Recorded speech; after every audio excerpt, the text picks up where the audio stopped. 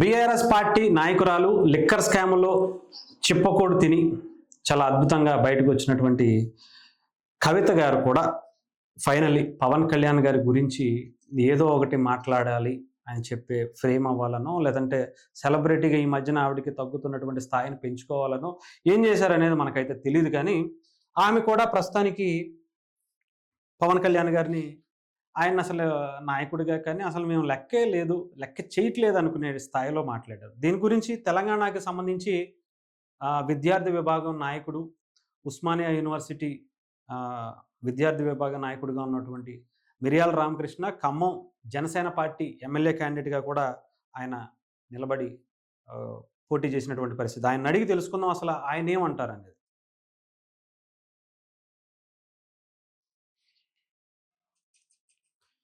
Right.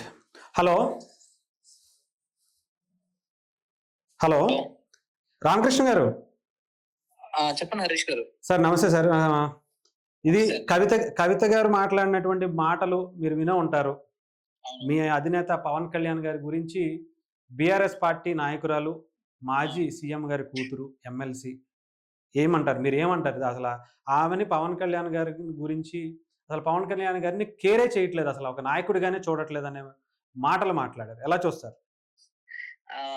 ఆమె వ్యాఖ్యలు కొంచెం హాస్యాస్పదంగా అనిపించినాయి. ఎందుకంటే ఈరోజు తెలంగాణలో బీఆర్ఎస్ పార్టీకి స్పేస్ లేదు.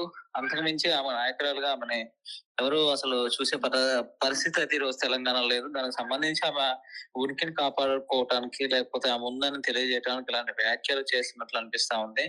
ఎందుకంటే ఆమె కొంత ఏదైతే తీహార్ జైల్లో ఉండి వచ్చిన తర్వాత కొంత మెంటల్ గా డిస్టర్బ్ అయిన సందర్భం అయితే నాకు కనపడింది.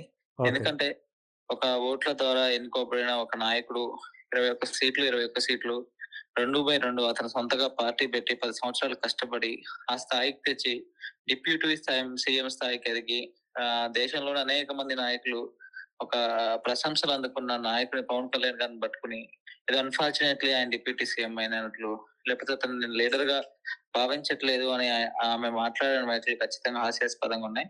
ఆ మెంటల్ గా ఏదైతే ఇబ్బంది పడుతుందో దాన్ని కొంచెం డాక్టర్ చూపించుకుంటే కొంత ఆమెకి సెట్ అయ్యే అవకాశం ఉందని ఈ సందర్భంగా నేను తెలియజేస్తాను. అంటే పవన్ కళ్యాణ్ గారిని ఆమె ఒక మాట మీద నిలబడరు, ఆయన దేని మీద ఒక దాని మీద స్టాండ్ అవ్వరు అని చెప్పి ఆవిడ కొంచెం మాట్లాడినటువంటి భాష. అంటే ఆమెకి వాస్తవానికి తెలియదండి. ఎందుకంటే ఆమె ఇప్పుడు మేనేజ్మెంట్ సీట్స్ అయిపోయి అప్పుడు రాజకీయాల్లోకి ఆయనకి రాజకీయాల్లో ప్రాక్టికల్ గా ఏముంటది, ఎలా ఉంటది అనేది ఆమెకి పూర్తిగా తెలియదు. సో ఆమెకి అన్ని ఏదో అనిపించుండొచ్చు. ఎందుకంటే ఆమెకు లోతుగా రాజకీయాలు అంటే ఏంటి, ప్రజలు అంటే ఏంటి, ప్రజా సమస్యలు అంటే ఏంటి, సిద్ధాంతాలు అంటే ఏంటి, చరిత్ర అంటే ఏంటి, మన భారతదేశ చరిత్ర ఏంటి, మన భారతదేశ భవిష్యత్తుని ఏ విధంగా నిర్మించాలి, ఏ సమస్యకి ఏ విధంగా ముందుకెళ్ళాలి అనే విషయం మీద ఆమెకి ఖచ్చితంగా లేదు. ఎందుకంటే మేనేజ్మెంట్ సీట్, ఎందుకంటే వాళ్ళ నాన్న పేరు చెప్పుకుని వచ్చింది, వాళ్ళ నాన్న పేరు చెప్పుకుని రాజకీయాల్లోకి వచ్చింది. వాళ్ళ నిలబడి గెలవలేకపోయారు కదా 2-3 సార్లు కూడా. అదే అంటున్నా, వాళ్ళ నాన్న పేరు మీద రాజకీయాల్లోకి వచ్చి ఒకసారి ఎంపీగా చేశారు, ఒకసారి ఎంపీగా ఓడిపోయారు ధర్మపురి అరవింద్ గారి మీద, ఒక్కోసారి ఎమ్మెల్సీ మళ్ళీ ఆమె ఓడిపోయినప్పటికి కూడా మళ్ళీ బిడ్డ ఇబ్బంది పడకూడదు, బిడ్డ అలగకూడదు అని ఇంట్లో ఏదో మన ఆస్తి వాట రాసి ఇచ్చినట్టు ఆయన కూడా బీఆర్ఎస్ శ్రేణులు, బీఆర్ఎస్ యొక్క కార్యకర్తల కష్టాన్ని మళ్ళీ క్రూషియల్ టైంలో కూడా ఎమ్మెల్సీకి ఆమెకు అవకాశం ఇచ్చారు. అయినప్పటికీ ఆమె పవర్ లో ఉన్నప్పుడు, అధికారంలో ఉన్నప్పుడు ఆమె గురించి రాష్ట్రం అంతా తెలుసు. జ్యువెలరీ షాపులకి లేకపోతే బంగారం షాపులకి వెళ్ళి వాళ్ళని బెదిరించి అక్కడ బంగారం తెచ్చుకోవటం, లేకపోతే రియల్ ఎస్టేట్ ఆఫీస్కి వెళ్ళి రియల్ ఎస్టేట్ దగ్గర దందాలు చేయటము, అన్ని వ్యాపారాల దగ్గరికి వెళ్ళి దందాలు చేసిన విషయం అందరికీ తెలుసు. లీడర్షిప్ అంటే దందాలు చేసి డబ్బులు సంపాదించుకోవటం ఆమె అనుకుంటే నిజంగా ఖచ్చితంగా ఆమె దృష్టిలో పవన్ కళ్యాణ్ గారు లీడర్ కాదు. ఎందుకంటే దందాలు చేసే వ్యక్తిత్వం కానీ దందాలు చేసే పరిస్థితి లీడర్షిప్ ఉన్నది. లీడర్షిప్ అంటే ప్రజలు ఇబ్బంది పడుతుంటే ఆ ప్రజల యొక్క కష్టంలో పాల్పంచుకునే, ప్రజల కష్టాలు తీర్చడానికి ట్రై చేసే వాళ్ళ కష్టాలు తీర్చే నాయకుడు అంటారు. సో ఆమె దృష్టికోణంలో నాయకుడు అంటే దందాలు చేయాలి, జ్యువెలరీ షాపులకు వెళ్ళి, బంగారం షాపులకు వెళ్ళి దందా చేయాలి, రియల్ ఎస్టేట్ ఆఫీసులకు వెళ్ళి దందాలు చేయాలనే ఆలోచన ఉంటే ఖచ్చితంగా పవన్ కళ్యాణ్ గారు లీడర్ గారు. ఆమె దృష్టికోణంలో ఖచ్చితంగా పవన్ కళ్యాణ్ గారు లీడర్ కాదు. అంటే అలా చేయాలనుకుంటే చేయలేరు కాబట్టి ఆయన లీడర్ కాదు. కాదు ఆమె చెప్పింది వాస్తవం. ఎందుకంటే ఆమె కొంచెం మీరు ఏ జ్యువెలరీ షాప్ నైనా హైదరాబాద్ లో లేకపోతే ఏ రియల్ ఎస్టేట్ కంపెనీనైనా అడిగితే ఆమె చెప్పిన ఆమె పెట్టిన బాధలు, ఇబ్బందులు, థ్రెటనింగ్లు, బ్లాక్ మెయిల్ అన్ని మీరు ఇప్పటికైనా ఏ బిజినెస్ మ్యాన్ అడిగినా గానీ కవిత గారి గురించి ఖచ్చితంగా చెప్తారు. ఎందుకంటే ఒక జ్యువెలరీ షాప్ వెళ్తుందంటండి, ఆమెకు నచ్చిన ఏదో బంగారం తీసుకుంటదంట, కట్టకుండా వాళ్ళ ఫాదర్ పేరు చెప్పి వచ్చేసే పరిస్థితి ఉంటుంది. అంటే ఇవన్నీ నాకు ప్రత్యక్ష బాధితులు చెప్పిన మాటలు. అదే విధంగా ఒక ఏదైతే ఒక రియల్ ఎస్టేట్ వెంచర్ దగ్గరికి వెళ్ళిద్దంట, ఏదైనా ఫ్లాట్ కావాలంటే ఫ్లాట్ పలానా ఫ్లాట్ బుక్ చేయండి అని చెప్తుందంట, డబ్బులు ఓకే. కట్టదంట. లేకపోతే ఏదైనా లిటిగేషన్ లైన్ ఉంటే దాంట్లో ఒక పార్టీ తరపున ఇంకో పార్టీని బెదిరించే పరిస్థితి, అధికారాన్ని అడ్డు పెట్టుకుంటే, సో ఈ విధమైన ఆమె అధికారాన్ని ఏ విధంగా ఉపయోగించుకుందంటే ఓన్లీ ఈ విధంగా డబ్బులు. ఓకే. ఎందుకంటే ఆమె ఒకప్పుడు ఆమె ఆర్థిక పరిస్థితి అందరికీ తెలుసు. ఎందుకంటే వాళ్ళ ఆయన ఆమె అమెరికాలో జాబ్ చేసుకుని బతికే పరిస్థితి. ఉద్యమంలోకి వచ్చి ఉద్యమం పేరు పెట్టి సంపాదించుకున్నారు. తర్వాత అధికారంలోకి వచ్చి అధికారం పెట్టి సంపాదించుకున్నారు. ఎంతో మొన్న ఒక ఇంటర్వ్యూ చూసి 41 లక్షలు పెట్టి ఆమె వాచ్ కొనుక్కున్నారు. 41 లక్షలు సమూహం ఎంతో పెట్టి వాచ్ కొనుక్కుందంట. లేకపోతే అంతకుముందు ఏదైనా ఇల్లులు కొనుక్కుందంట. సో ఆమె ఏంటంటే సంపాదన కోసమే ఆమె రాజకీయాల్లోకి వచ్చింది, సంపాదించుకుంది అంతే తప్ప.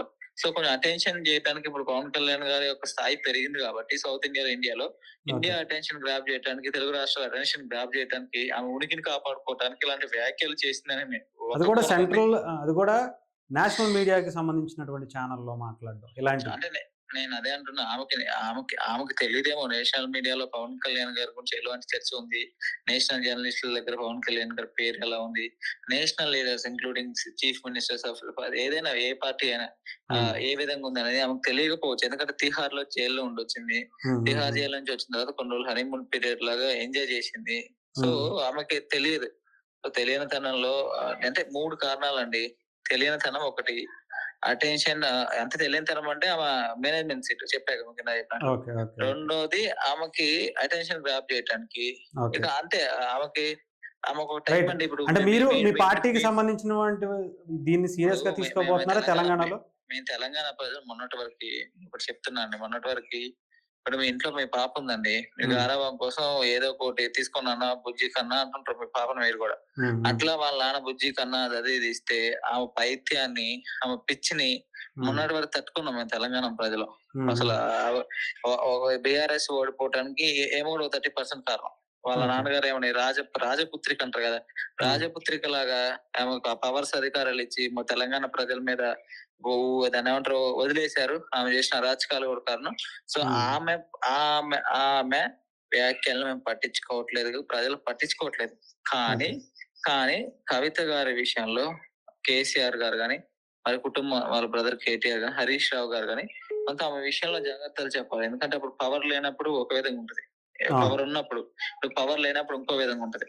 సరే ఆమె తెలియని తరంలో మాట్లాడినా, అటెన్షన్ కోసం మాట్లాడినా పిచ్చిదానిలా చూస్తారు, ఏదో మెంటల్ ఉన్నదానిలా చూస్తారు. సో ఓకే, కేసీఆర్ గారు మాజీ ముఖ్యమంత్రిగా చేశారు, ఎంతో కొంత నేషనల్ స్థాయిలో పేరుంది. ఆయన స్థాయిని కూడా కొంత తగ్గించి కొంత మెంటల్ అనిపించుకునే విధంగా చేయకూడదు అనేది నా భావన. ఖచ్చితంగా ఆమె వ్యాఖ్యలు అంటే నేను తెలంగాణకి సంబంధించినటువంటి జనసేన పార్టీకి నాయకులుగా ఉన్నారు, మీరు ఎలాంటి నిర్ణయం తీసుకోబోతున్నారు? ఎలాంటి వ్యాఖ్యల మీద ఏమన్నా కౌంటర్ ఇవ్వబోతున్నారా? అఫీషియల్ గా అయితే శంకర్ గౌడ్ గారు లాంటి వాళ్ళు ఒక జస్ట్ ఒక ప్రెస్ నోట్ లాంటిది తెలుసు. ఈ 10 సంవత్సరాల్లో మేము ఒక జన సైనికుడిగా ఉస్మానియా యూనివర్సిటీలో విద్యార్థి నాయకుడిగా ఎవరెన్ని మాటలు పవన్ కళ్యాణ్ గారిని అంటే ఎన్ని విధాలుగా భరించడం, ఎన్ని విధాలుగా ఇప్పుడు చివరికి దేనికి పనికిరాని ఆర్జీవి, శ్రీరెడ్డి, ఆ పోసాని కృష్ణమరి లాంటి వాడు కూడా వాళ్ళందరూ కూడా మాట్లాడినప్పుడు కూడా మేము ప్రతిఘటించడం, మేము ఎదురు తిరిగినాం, వాళ్ళని ప్రశ్నించడానికి వెళ్ళినాం.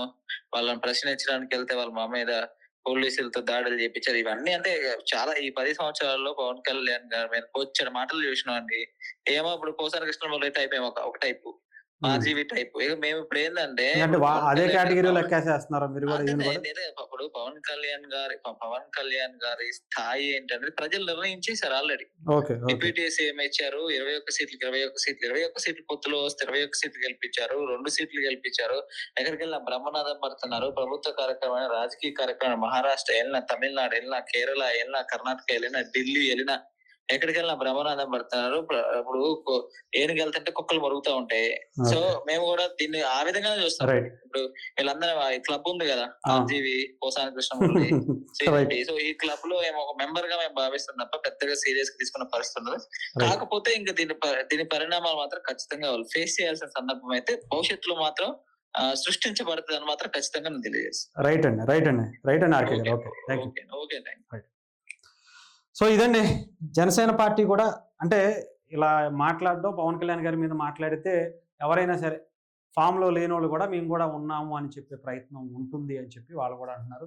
సో చూద్దాం ఇది ఎంతవరకు జనసేన పార్టీ దీన్ని సీరియస్గా తీసుకుంటుంది. మరి బీఆర్ఎస్ పార్టీకి సంబంధించినటువంటి వాళ్ళు కూడా దీన్ని సీరియస్గా తీసుకుని జనసేనకి మళ్ళీ కౌంటర్ ఇస్తారా ఏంటి అనేది కూడా మనం తెలుసుకుందాం.